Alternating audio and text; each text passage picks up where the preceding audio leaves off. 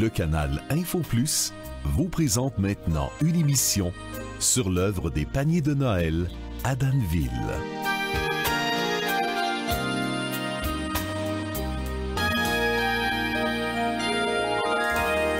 Merci beaucoup, Karine, de nous recevoir dans ton commerce alimentaire, alimentation consciente, zéro déchet, il faut le dire. On y reviendra à un moment donné avec une petite émission où tu vas nous expliquer un peu tout ce qui se passe et le pourquoi du commerce. Mais on est là pour toute autre chose aujourd'hui. On veut apporter des précisions parce qu'il y a eu des questions, il y a des interrogations, ça arrive vite, comment se fait que c'est plus les chevaliers, bon, etc. On va regarder, on va faire le tour de tout ça, puis on va essayer de répondre le mieux possible aux questions des gens, parce qu'il y a des questions dans la communauté et on va apporter des clarifications. Il n'y a rien de mieux que de clarifier les choses, ça c'est une bonne affaire, et ça s'impose un petit peu.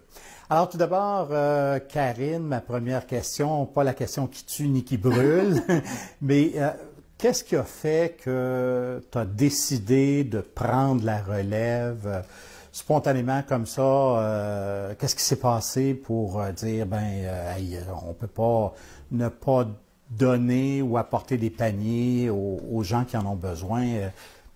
En fait, comme vous dites, c'était très, très spontané. Quelques jours avant que tout ça se déboule, en fait, j'avais le goût de faire quelque chose dans la communauté, tout simplement. J'avais le goût d'aider. Ça bouillait vraiment dedans. Puis là, un jeudi soir, je rouvre le journal. Puis habituellement, jamais que je rouvre le journal. Parce que j'ai sur ma boîte aux lettres, s'il n'y a pas de publicité, là, on a changé de boîte aux lettres. Puis là, je me retrouve avec un Publisac. Fait que là, je m'adonne à rouvrir le journal. Puis là, je tombe là-dessus. Puis j'ai ce don-là d'agir spontanément. Fait qu'un petit tape compteur, je partais, je dis quoi? Il n'y a pas de panier de Noël? Bon, je dis, moi, mon enfant. Ah, wow, quelle bonne idée. Fait que les journées passent, le samedi arrive, je suis ici, puis là, je me dis, ouais, faire des paniers de Noël, OK, je commence par où? Puis dans la journée du 31 octobre, j'ai eu la chance, une intervenante qui travaille dans les milieux familiaux, elle vient en aide aux gens, aux familles. Puis j'ai glissé un mot de ça, puis elle dit, oh wow, Karine, mais quelle bonne idée. Puis elle me réfère un nom. Bon, fait que je prends ça en note. Fait que le soir, j'appelle cette personne-là, ne me doutant pas que tout ça allait aller très, très vite. Fait que fais un téléphone, la madame me réfère comme 10 autres noms, 10 personnes dans le milieu qui pouvaient m'aider. Fait que ça reste comme ça. Fait que je lance une annonce sur Facebook pour dire, bon, je vais m'occuper des paniers de Noël, on va faire des levées de fonds, Fait que j'ai une personne qui me revient et dit, ouais, mais Karine, les chevaliers de Colomb, t'es-tu certaine qu'ils n'en font pas? Mais il me semble que non. Donc, j'ai validé auprès d'une dame dans les filles d'Isabelle qui m'a référé à Michel Poirier. Par la suite, là, pour faire ça plus rapidement, Pierre, il est arrivé avec Michel ici dans mon commerce. Et là... On a eu information que soudain, nos principaux commanditaires nous relançaient en nous disant on a des bons d'achat. Oh. Des bons d'achat, c'est pour ne pas nommer Cascade, qui a des bons d'achat pour des denrées, donc à l'épicerie, et des bons d'achat pour les produits Cascade. Nous disant on ne fait pas de panier de Noël parce qu'on savait que Karine avait pris la relève. Nous, on ne pouvait pas en faire. On n'avait pas fait aucun financement. Et mes personnes qui m'aident sont d'âge dangereux. Donc, pour la COVID, ça devenait impossible. Mais avec le revirement, on est venu cogner à la porte de Karine en disant, regarde, on peut t'aider, mais c'est toi qui as pris la relève, on va venir t'appuyer. Et c'est comme ça qu'on est devenu partenaire dans la lance des paniers de Noël. Parce qu'il faut dire que vous êtes partenaire. Les chevaliers ne se sont pas retirés complètement.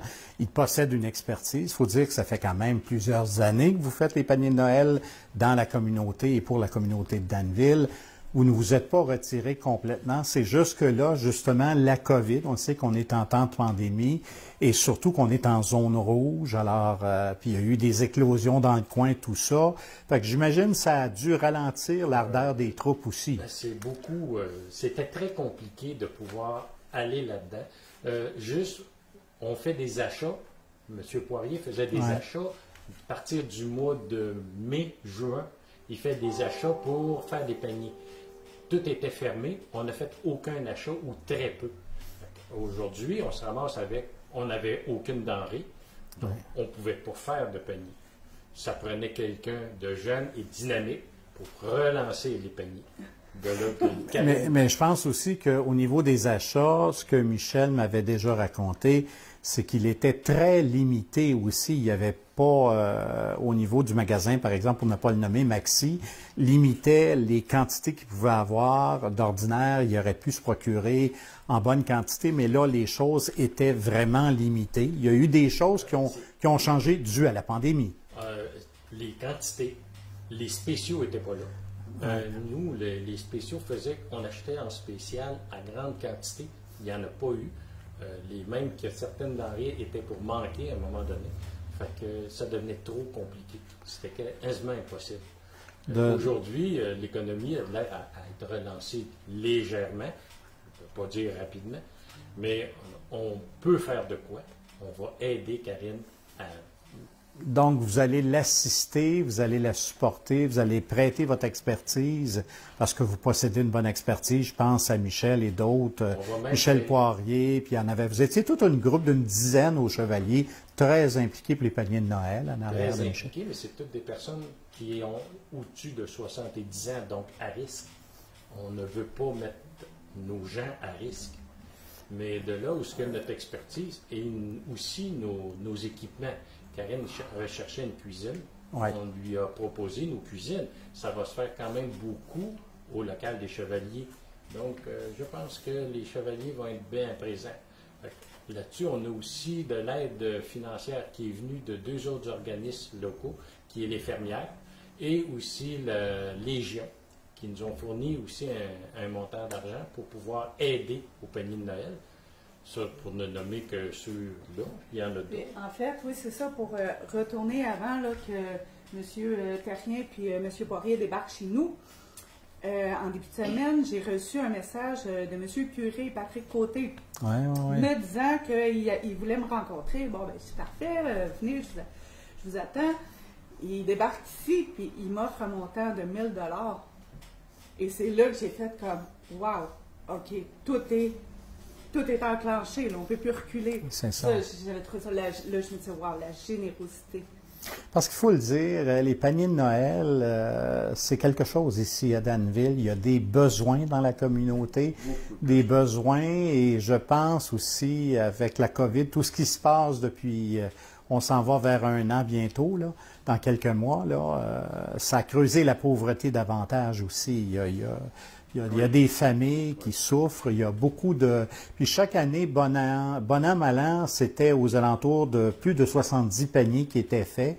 On peut s'attendre à ce que ça soit beaucoup plus cette année aussi. On va faire au maximum. Présentement, on s'est fixé comme un objectif de 72 paniers. Ça va aller vite. Même que ce matin, j'ai eu l'autorisation de M. Bachan, notre député, qui me confirme qu'il nous donne aux Chevaliers un octroi de 1 000 $ pour venir en aide justement aux gens de Danville et à la communauté. C'est extraordinaire, Karine. Aurais-tu pensé que les gens de la communauté auraient été aussi généreux? On parle des gens, mais on parle des commerces, des entreprises, des corporations. C'est quelque chose. Ben oui. Ils sont en arrière de toi. Là, tu es la relève, tu incarnes la relève. Alors, c'est pas trop pesant sur tes épaules, toi qui as pris la relève? Non, non, du tout. Quand je m'engage dans quelque chose, c'est parce que mon cœur est là, puis ça va de l'avant. Donc, ça a été vraiment un coup de cœur.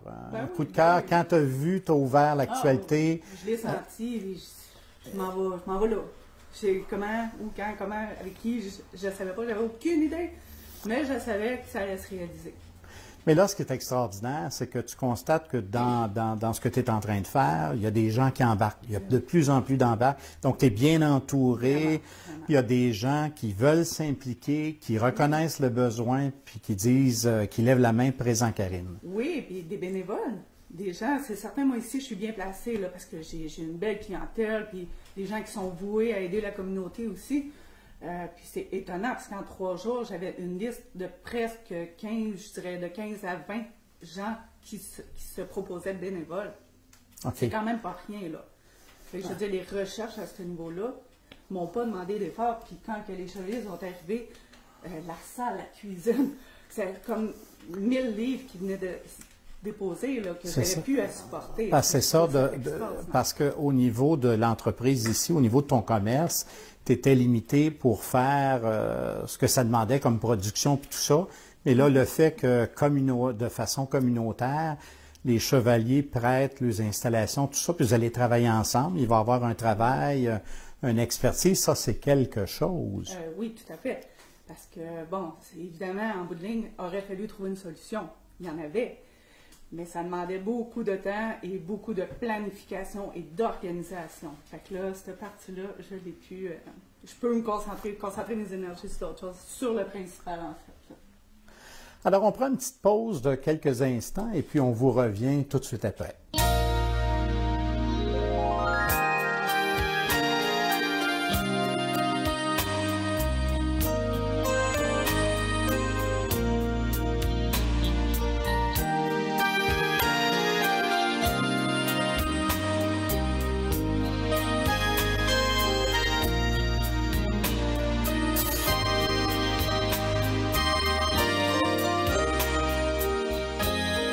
Alors, nous voilà du retour de la pause de quelques secondes. On va parler un petit peu des denrées, tout ça. Il y a des besoins. Bon, il y a des gens qui se sont avancés pour faire des dons monétaires, pour acheter les choses qu'on a besoin, tout ça. Maintenant, comment ça va fonctionner, tout ça? Comment ça s'articule précisément au moment où on se parle pour les denrées non périssables, les dons en argent, ces choses-là? Oui, bien, premièrement, il y a déjà des points de dépôt d'installer à Danville, surtout au carré, ici. Je vais nommer, pour commencer, ceux qui ont des boîtes de dons et les boîtes de denrées. D'accord. Donc, il y en a une ici à l'épicerie Alimentation Consciente. Il y en a une chez Tip Bar Mark, la cacaillerie du carré. Il y en a une au dépanneur du carré aussi, le marché du carré. Et est-ce qu'il y en avait un aussi en bas du village, en bas de la ville? Cette semaine, ça va être mis en place parce que bon, on a manqué un peu de matériaux pour les confectionner, là, mais cette semaine, ça va être mis à la disposition des gens. Donc, c'est ça. Ceux-là sont déjà mis en place. Puis, il y a une boîte de dons à la coiffeuse, au salon de coiffure, la coupe au carré. D'accord, qui est toujours dans le carré. C'est ça. Donc, là, les prochains, c'est à la boucherie, en bas. D'accord. Boucherie gourmande et le dépanneur voisin sur la 116. D'accord, que vous allez approcher ou qui est approché. Oui, ils sont approchés, ils attendent les boîtes et ça va être juste des boîtes de dons. Il n'y aura pas de boîtes de denrées à ces endroits-là. Donc, parce que c'est ça qu'il faut préciser. Il y a des boîtes de dons monétaires qui ont été confectionnées. Il vous manque un petit peu de matériel, puis toutes les monter, toutes les fabriquer, tout ça. Oui. Et vous avez un âme charitable qui est en train de les fabriquer, de finaliser tout ça. Donc, des boîtes de dons et des grosses boîtes pour les denrées non périssables. C'est ça, exactement. Et puis, dans les denrées non périssables, c'est important de préciser qu'il faut avoir du canage ou différentes choses, différents trucs, là. Ça peut être des sacs de pâtes, peu importe. Oui. Mais c'est important de vérifier des choses. En autant que ça soit du non périssable, et que les dates d'expiration soient bonnes, qu'on ne reçoit pas de denrées autant que possible non expirées parce qu'on ne les déposera pas dans les paniers. C'est ça. Les gens ne les recevront pas, donc on n'est pas sur une longueur d'avance si les gens ils font ça, malheureusement, même si la bonne foi est là. Par la suite, il faut savoir aussi que les dons vont être récoltés et vont être administrés par les chevaliers de colon. Donc, moi, j'ai mis en place les boîtes. Par contre, les chevaliers de colon vont administrer cet argent-là. Ouais. Tous les états de compte vont être comptabilisés par nos secrétaires financiers, qui va être M. Poirier. Il va avoir à se conformer à toutes les demandes, les certitudes que ça va bien aux bonnes personnes, que les sommes d'argent sont utilisées judicieusement, pour être sûr que ce n'est pas au profit d'un ou d'un autre, mais vraiment pour les paniers de Noël. Donc, que ce soit vraiment les personnes qui ont besoin, qui vont recevoir les choses qui vont être accumulées, donc les denrées non périssables, et les sommes d'argent que vous avez besoin pour acheter les choses. Parce qu'il faut dire là, que tout se bouscule à ce moment-ci. Là, Oui, ça va rapidement l'affaire. Là. Oui, il va falloir trouver les commerces auxquels on peut acheter en grand nombre pour certains produits. C'est pas juste un local, mais plusieurs commerces qui vont être sollicités à ça. Puis en plus, on a fourni à Karine le local des Chevaliers pour entreposer les denrées non périssables, pour être sûr, parce que on s'entend que ça prend quand même un bon espace qu'on a et qui n'est pas utilisé. La salle est enfermée. Fait que ça va donner une chance à Karine de pouvoir faire et placer ses matériaux, ses produits qu'elle va avoir besoin. Aussi, je voudrais mentionner la cuisine amitié. Je travaille en collaboration avec la cuisine d'Asbestos. amitié. Oui. Eux ont déjà commencé. Qui couvre la MRC, là. Oui, et qui font affaire avec Métro déjà. Donc, eux, tout ce qui est en surplus, c'est pour faire la préparation de nos plats préparés, qui va être un des principaux choix cette année à déposer dans les paniers. Oui, parce que c'est ça, il y a des choses que vous allez faire. Oui. C'est pas juste des choses qu'on achète en grande quantité dans les centres alimentaires, mais il y a vraiment des choses typiquement maison, peut-être des tourtières ou que sais-je encore. Il y a sûrement des choses qui vont être faites là. Des belles choses, oui, une belle variété, je peux dire. Et je pense qu'on va venir compléter avec les denrées qu'on va avoir récoltées. Mais cette année, je pense le concept des paniers de Noël, ça va être plus vers le prêt à manger. Ouais. Du congelé et du frais. Puis on complète avec les denrées, les certificats, les bons d'achat justement aussi. Voilà. Je pense que ça va être... C'est certain qu'on ne pourra pas comparer les paniers de cette année aux paniers des années antérieures parce que le tic-tac se fait très court. Ben oui, c'est court dans le temps. Puis l'approvisionnement, puis tout ça. Donc cette année, mais on va faire notre possible avec les ressources qu'on a vraiment. Mais si c'est fait avec amour, c'est sûr que ça va être des très beaux paniers, je doute même pas une minute. Ben, moi non. Absolument pas.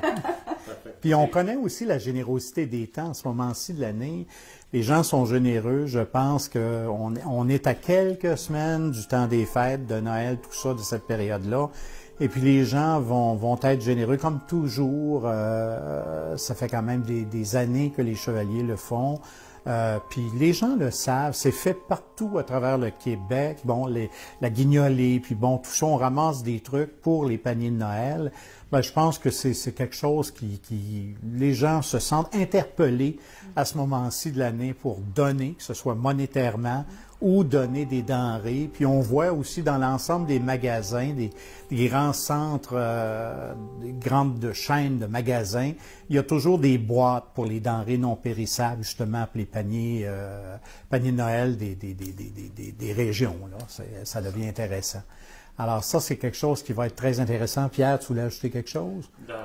Pour ce qui est de, comme Karine disait tantôt, les paniers ne seront pas aux mêmes quantités que les années passées, mais on va y mettre beaucoup d'amour et beaucoup de bonne qualité. Exactement. On a la chance d'avoir de bonnes cuisinières, parce qu'il faut le dire, à l'équipe, c'est greffé des mamans, c'est greffé moi je les appelle les matantes, mais des gens qui sont habitués. Et surtout, je me souviens d'un reportage que j'ai fait avec les Jardins de Janine, quand que j'ai posé la fameuse question, parce que moi, ce qui m'impressionnait quand j'étais jeune, j'avais une tante, ma tante Rose de Valleyfield, je disais, comment est-ce qu'elle faisait sa recette, c'est une poignée de thé, bon, une pincée de ça, puis, mais c'est fait avec amour, c'est une pincée d'amour. Tous les repas prêts à manger qui vont être fabriqués sont faits dans le respect sanitaire d'un bout à l'autre, avec les permis et tout ce qui va avec. Fait que là-dessus, on n'est pas inquiet, on est bien préparé. Je pense qu'il n'y aura pas de problème là-dedans. On a une bonne équipe. Alors, quels sont les besoins dans le ici et maintenant, là, actuellement? Qu'est-ce que vous aimeriez que la population qui est à l'écoute, les gens qui sont à l'écoute, puissent faire pour vous, là, pour vous donner un coup de pouce, vous donner un coup de main? Bien, en fait, les bénévoles qui se sont déjà inscrits, je leur dis merci. Ils ont hâte, ils ont vraiment hâte de participer. Maintenant, c'est certain, les dons en argent, puis les denrées alimentaires, tout ça, au moindre sou va venir en aide. Parce qu'au temps où on est là, c'est ça. Fait que c'est faut puiser dans les ressources qu'on va avoir, puis on remercie la générosité des gens. Exact. Mais je pense que les gens de la communauté ont cette conscience-là. Exactement. Plus qu'en temps normal, avec tout ce qui arrive. Exactement, exactement. Je pense les besoins sont grands. Les besoins sont grands. Fait que on va voir comment est-ce qu'on va pouvoir répondre à la demande. On va faire de notre maximum, mais on espère le mieux. Donc, l'objectif, c'est au moins d'essayer de confectionner 72 paniers. Ça, c'est l'objectif de base actuellement. Oui, c'est l'objectif qu'on a toujours eu. On le maintient cette année. Avec le court délai qu'on a, on va en avoir beaucoup à faire, mais on a bien... on est confiant d'y arriver quand même. Exactement. Assez bien.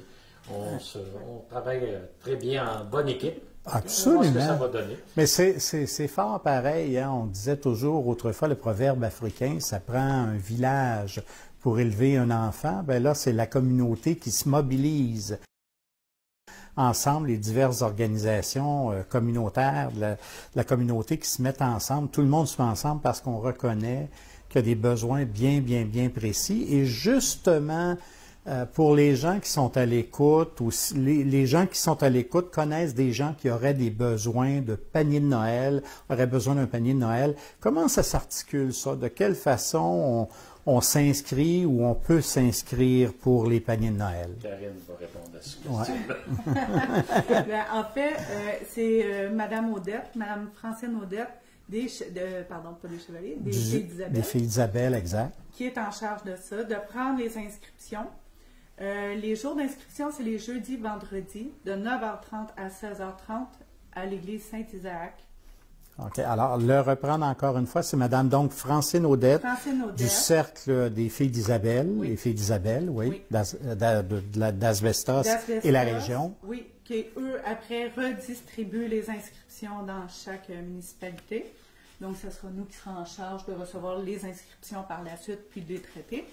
Mais eux font le triage. Au départ, c'est eux autres qui font l'accueil. La liste téléphonique, c'est eux autres à qui on téléphone.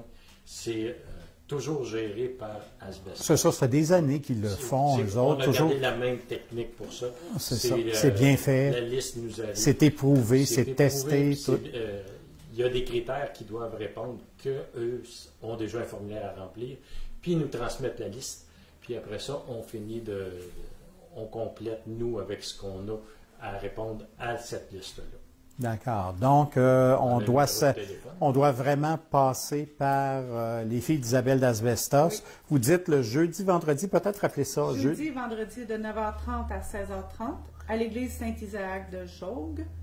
Oui. Puis, il y a un numéro de téléphone, le 819-879-5051. Voulez-vous le reprendre à nouveau? 879-5051. C'est beau, et on va l'afficher au bas de l'écran. On va l'afficher au bas de l'écran. Alors, si on a besoin d'informations supplémentaires, on se questionne, il y a des choses qu'on veut savoir, on peut toujours se référer à ce numéro de téléphone-là, oui. À Mme Odette qui va faire le suivi acquis de droit. Oui. D'accord. C'est certain que, tu sais, comme sur les bois, mon numéro il est affiché, mais principalement, c'est Mme Odette qui s'occupe de ça. Donc, toute question qui vous est adressée finalement, toute question ou information, c'est la personne qui fait le triage, qui recueille tout ça, c'est Mme Odette. Oui. C'est les Filles d'Isabelle. Exactement. D'accord, parfait. Ben, écoute, qu'est-ce qu'on peut souhaiter à ce moment-ci? Comment avoir un message, quelque chose? Parce qu'il y a aussi, c'est vrai, les chevaliers, vous allez tenir la guignolée aux intersections. Ça, vous avez décidé de... Oui, on va avoir on est en demande. Okay. On n'a pas encore eu l'autorisation de la Sûreté du Québec et de la Ville de Denville, mais on veut avoir au carré des paniers aux arrêts riz, comme on faisait toujours à l'occasion.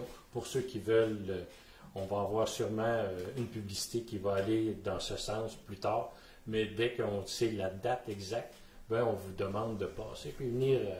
faire un petit don. Un petit don, ça va être... un petit 2, peu importe. Un 5, il y en a qui s'ils se sentent généreux, ça va être le temps. C'est pour une bonne cause, c'est ça qu'il faut penser. C'est pour les paniers de Noël 2020. Oui. Et c'est tout un œuvre, c'est tout un défi qui vous attend.